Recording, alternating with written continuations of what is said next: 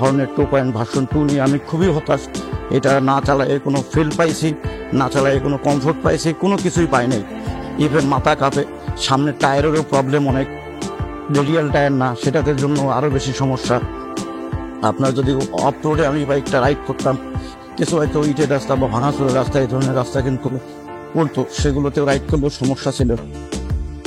সর্বসাকুল্যে মিলে মনে করেন যে আপনার এই হোন্ডা হর্নেট ভার্সন 2 এটা আমার কাছে খুব মোটেও ভালো লাগে নাই, এবং আমার বন্ধু বান্ধব শুভাকাঙ্ক্ষী যারা আছে তাদেরকে রিকোয়েস্ট করব তারা যেন এই বাইকটা পারচেস না করে, লাগে অন্য কোনো বাইক পারচেস করেন।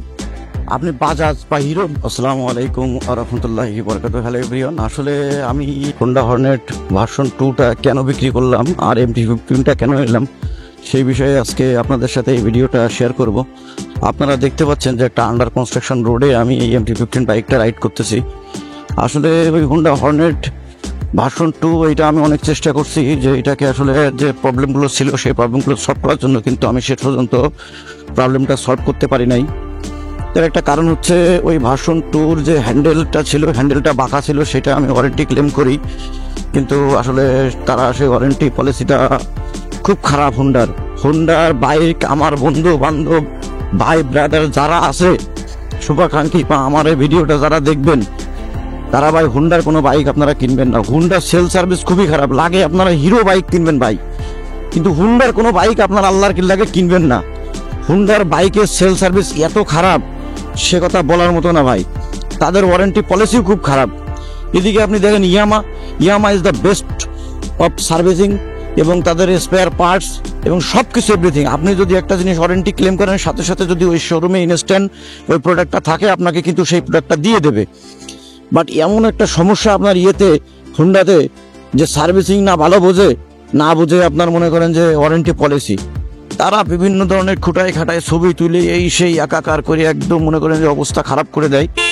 ঠিক আছে, যাই হোক, তাদের আসলে ওয়ারেন্টি পলিসিটা খুবই খারাপ, যেটা খুবই মুসিবত, এটা খুবই খারাপ। ভিউয়ার্স, আসলে ফিরে আসলাম আবারও ভিডিওতে। আমি এই বাইকটা আসলে হোন্ডা হর্নেট প্রায় 4123 কিলোমিটার বাইকটা রাইড করছিলাম। Sorry 4178 kilometre. তো এর মধ্যে আসলে বাইকটা চালাই আমি কোনো রকম শান্তি পাইনি। পিলিয়ন নিয়ে বসলে গাড়ির মাথাটা আরও বেশি কাঁপতো। 1 নম্বর, 2 নম্বর হলো হার্ড সাসপেনশন, ইউএসডিটা অনেক অনেক অনেক হার্ড। এবং আমি যদি লং রাইড করতাম তো ভাই এটা মনে করেন যে আমার একদম ব্যাক পেন করতো, ইভেন আপনার সিটিং পজিশনের যে জায়গা সেখানেও ব্যথা হতো। তো আসলে বাইক আমি একটা কিনলাম, এটা 3,06,000 টাকা রেজিস্ট্রেশন সহ এখন মার্কেট প্রাইস। তো সেক্ষেত্রে আসলে কিন্তু এই বাইকটাতে আমি শান্তি পাই নাই। এক কথায় বাইকটা রাইড করে আমি কোনো রকম শান্তি পাই নাই, পুরো অশান্তি ভোগ করছি ভাই। ইভেন একটা নতুন বাইক মার্কেটে তারা দিছে, এটার হ্যান্ডেলটা বাঁকা, ভাই বলেন কেমনটা লাগে। আমি রিয়েলটাই বলতেছি, আসলে আমি হোন্ডার প্রতি কোনো আপনার কোনো স্যাটিসফাই আমি নাই। হোন্ডার এর আগে ভার্সন 1 কিনলাম, সেটার অনেক ধরনের প্রবলেম ছিল, স্কিড করতো পিছনের চাকা। এরপরে লিভো মোটামুটি এই সেগমেন্টের মধ্যে অনেক ভালো বাইক। লিভো আসলে ছোট সিরিজের বাইক হলেও লিভোটা অনেক ভালো এবং মাস্কুলার বাইক। কিন্তু ভাই এই যে হোন্ডা হর্নেট 2 ভার্সন 2 চেহারা, get up, set up, everything ঠিক আছে, বাট মাল চালায় শান্তি নেই। মাইলেজ ঠিক আছে, মাইলেজও ঠিক আছে, কিন্তু বাইকটা যদি চালায় আমি কমফোর্ট ফিল না করি, আসলে সেই বাইক নিয়ে তো লং ট্যুর করা বা লং রাইড করা এটা তো একটা খুব কঠিন একটা সমস্যা আর কি। কারণ আমাদের মতো যারা এত লং ট্যুর করে, এই বাইকটা আমি 15 তারিখ নিয়েছি, অলরেডি মনে করেন যে 1400 সামথিং আমি এই বাইকটা রাইড করে ফেলছি। তো এই অল্প দিনে মনে করেন যে 1400 কিলো চলা কিন্তু ব্যাপক ব্যাপার। যারা বিশেষ করে এই ধরনের বাইকের ট্যুর করে বা আপনার এই বাইকটাকে পেশার কাজে লাগায়, তারা কিন্তু আসলে এরকম বাইকটা রাইড করে। তো এই রাইডের মধ্যে যদি আমি শান্তি না পাই ভাই, তাহলে আমি বাইক দিয়ে কী করবো বলেন। এরপরে হোন্ডা সার্ভিস সেন্টারে গেলাম, হোন্ডা সার্ভিস সেন্টারে আমার তার কাটি রেখে মনে করেন যে অস্থির করে রাখছে।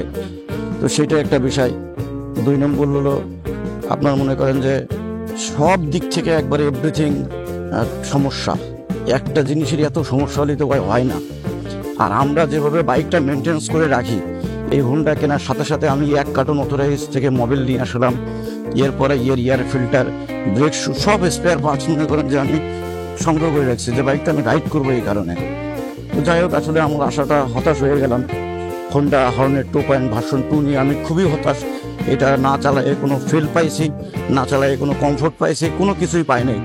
ইভেন মাথা কাঁপে, সামনের টায়ারেরও প্রবলেম অনেক, রেডিয়াল টায়ার না, সেটাতে জন্য আরও বেশি সমস্যা। আপনার যদি অফ রোডে আমি বাইকটা রাইড করতাম, কিছু হয়তো ইটের রাস্তা বা ভাঙাচোরের রাস্তা, এই ধরনের রাস্তা কিন্তু পড়তো, সেগুলোতেও রাইড করলেও সমস্যা ছিল। সর্বসাকল্য মিলে মনে করেন যে আপনার এই হোন্ডা হর্নেট ভার্সন 2 এটা আমার কাছে খুব মোটেও ভালো লাগে নাই, এবং আমার বন্ধু বান্ধব শুভাকাঙ্ক্ষী যারা আছে তাদেরকে রিকোয়েস্ট করব তারা যেন এই বাইকটা পারচেস না করে, লাগে অন্য কোনো বাইক পারচেস করেন, আপনি বাজাজ বা হিরোর যে কোনো বাইক পারচেস করেন, অসুবিধা নেই। আসলে আমি কেন এই হায়ার সিসি সেগমেন্টে MT-15 নিলাম সেটার ব্যাখ্যা আপনাদেরকে দেব। বাইকটা যদিও এই সেগমেন্টে প্রাইসটা অনেক হাই, এই বাইকটা যদিও সিবিও কন্ডিশনে আসে ইন্ডিয়া থেকে, হোন্ডা এবং ইয়ামা প্লাস হচ্ছে আপনার সুজুকি, তিনটাই কিন্তু জাপানের প্রযুক্তির বাইক, যদিও সব এখন বর্তমানে ইন্ডিয়া ফেব্রিকেট করে বা ইন্ডিয়া এর স্পেয়ার পার্টস রেডি করে। তো সব কিছু মিলে আসলে কিন্তু আমি পুরো হতাশ এই হোন্ডার প্রতি, আমার খুবই ব্যথা। আমি এটার কোনো সলিউশন পাই নাই, আমি যশোরে একবার দেখাইছি, পাই নাই। আমি যেখান থেকে বাইকটা পারচেস করছিলাম সেখানে 2-3 দিন দেখাইছি, সমস্যার সমাধান হয় নাই। লাস্টে মনে করেন যে মনটা খারাপ করে ভেঙে চুরে তারপরে আমি বাইক সেল করে দিচ্ছি। যাই হোক, যার যার ওপিনিয়ন, অনেকেই ভালো বলতেছেন, তাদের কাছে হয়তো বা ভালো, আমার কাছে ভালো লাগে নাই, এটাই স্বাভাবিক। তো আমি বলবো আমার এই বাইক রাইড করার যে অভিজ্ঞতা সেটা আপনাদের সাথে শেয়ার করি। এইটা হচ্ছে আমার 17 নম্বর বাইক, আমার লাইসেন্সের বয়স মনে করেন যে করছি ছোট বড়। আর আমার কাছে লিজেন্ডারি বাইক CDI এবং ইয়ামা জাপানি RX এখনো স্ট্যান্ড বাই 2টা বাইক আমার কাছে আছে, একটা যশোরে কমপ্লিট রেজিস্টার হচ্ছে। আমি এবং আমার বাইক যারা পারচেস করছেন, যেমন আমাদের খুব অভিজ্ঞ একজন CIDর বড় ভাই নাইম, উনি ঢাকাতেই থাকেন, উনি একটা বাইক নিয়েছেন। তারপরে একটা ভাই হচ্ছে কটশিটের ব্যবসা করেন জাপানি RX, সেটাও উনি পারচেস করছেন।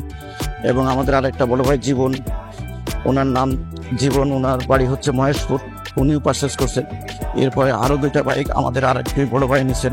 আমার বাইকগুলো সবাই নিয়ে নেয়, কারণ মেনটেনেন্স এবং বাইকের গেটআপ দেখেই নেয় ভাই। বাইক আমি এটা যে কয় কিলোই চালাই না কেন, আপনারা দেখবেন আবার সেম টু সেমই এই সেম কালারের বাইক আমার কাছে, এত মেনটেনেন্স করি বাইক। তবে MT-15 V1 এর থেকে V2 হচ্ছে বেটার, একটা মানে কিছু কমফোর্টনেস দিয়েছে, যেমন সিটের হার্ডনেসটা যেটা ছিল V1 এ সেটা কিন্তু V2-তে মোটামুটি সমাধান করে ফেলছে।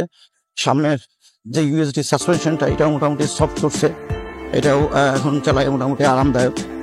তো সর্বসাকল্যেই আসলে V2 নেওয়ার কারণ হচ্ছে যে এটা লং রাইড এবং আমার একটু পাওয়ারের দরকার, লং রাইডের জন্য যাতে কোনো ওভারটেকিংয়ের প্রবলেম না হয়, এবং অন্যান্য যে সুবিধাগুলো আছে। তেলের মাইলেজও যে আপনি বেশ খারাপ তা না, কিন্তু আমি মোটামুটি চেষ্টায় মানে এই যে 1400 কিলোমিটারের মধ্যে যতটুকুই রাইড করছি, তো আপনি সিটি হাইওয়ে এবং এরকম গ্রামের লোকাল রোডগুলোতেও রাইড করছি, সেখানে আমি 48 থেকে 50 কিলোমিটারের মতো মাইলেজ পেয়েছি আলহামদুলিল্লাহ। কিন্তু স্পেয়ার পার্টসের ভাই মনে করেন যে অনেক দাম। যেমন একটা আপনি যদি অয়েল ফিল্টার নেন, অয়েল ফিল্টার ইয়ামার অথরাইজ শোরুমে 630 টাকা, বাইরের আউটলেটে 350 টাকা। তো এইটা হচ্ছে আসলে আপনার ওপেনিং, যে পার্টসটা আপনি আপনার বাইকের জন্য ঠিক করবেন সেইটাই আপনি লাগাবেন, এটা নিয়ে কারোর কোনো কথা নেই। তবে তাদের পার্টসের দাম বেশি হওয়ার কারণও আছে। Quality is no compromise of Yamaha, Honda and Suzuki.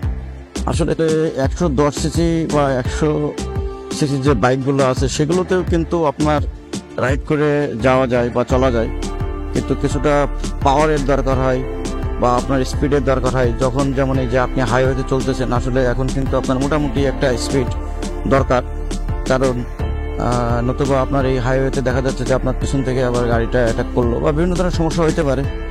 So আসলে MT-15 V2 বা R15 সেম তো ইঞ্জিন একই। তো এইখানে এই 2টা বাইকে আমার মনে হয় যে আসলে যেহেতু এটা স্পোর্টস ক্যাটাগরির সেগমেন্টেড ইঞ্জিন, সেখানে বাইকের পাওয়ার কোনো কম্প্রোমাইজ করা হয় না, এটার পাওয়ার শেষ হয় না রে ভাই। আর যদিও আমার এটা ব্রেকিং পিরিয়ড এখন চলতেছে, তো সেক্ষেত্রে আমি আসলে সর্বোচ্চ 5000 বা 6000-এর মধ্যেই মোটামুটি চালানোর চেষ্টা করছি। যেহেতু 1400 পার হয়ে গেছে, সেহেতু এখন একটু স্পিড আপ করার চেষ্টা করতেছি। তো এখন দেখা যাচ্ছে যে আসলে কি এই বাইকের পাওয়ারই শেষ হয় না ভাই। মানে আপনি যত রকমের এক্সেলারেশন দেবেন না কেন, যদি আপনি আপনার কন্ট্রোলিং এর ক্যাপাসিটি ভালো থাকে, আপনি যদি ভালো বাইক রাইড করতে পারেন, সেক্ষেত্রে এটা পাওয়ার শেষ করতে পারবেন না। অর্থাৎ আপনার যে রাস্তা দরকার এর জন্য আসলে এই রাস্তা কিন্তু বাংলাদেশের প্রেক্ষাপটে নাই ভাই। আপনি GSX-R তো এখন বাংলাদেশের top of the most speed সম্পন্ন একটা বাইক, যেটাতে সর্বোচ্চ টপ স্পিড ওঠানো যায় মেবি 170 বা 73 এরকম।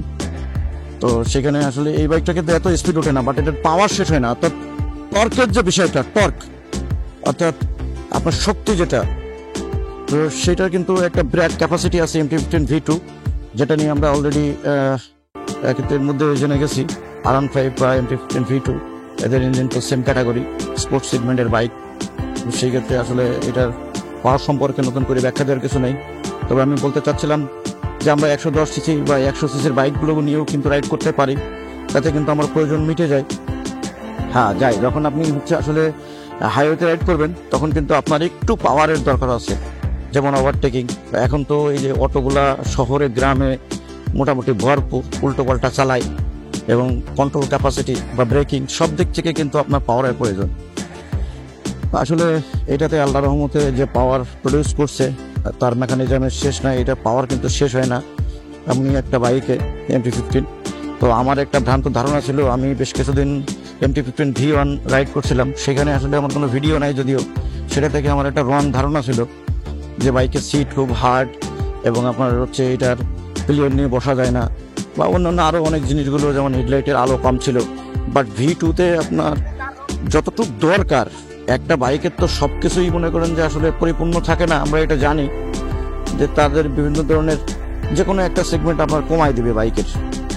তো সেই ক্ষেত্রে আমার মনে হচ্ছে, যেহেতু আমি অলরেডি 1400+ রাইড করে ফেলছি, সেখানে আমার মনে হয় না কখনো যে পাওয়ারের কোনো ঘাটতি আছে। নাম্বার 1। 2 নম্বর হচ্ছে আপনার সিটের সাইজ ছোট, এটা আমরা বলতেছি, কিন্তু আসলে আদত কিন্তু এটা সিটের যে সাইজটা আছে সেটা নিয়ে কিন্তু মোটামুটি আলহামদুলিল্লাহ 2জন প্লেয়ার নিয়ে ভালোভাবে রাইড করা যায়।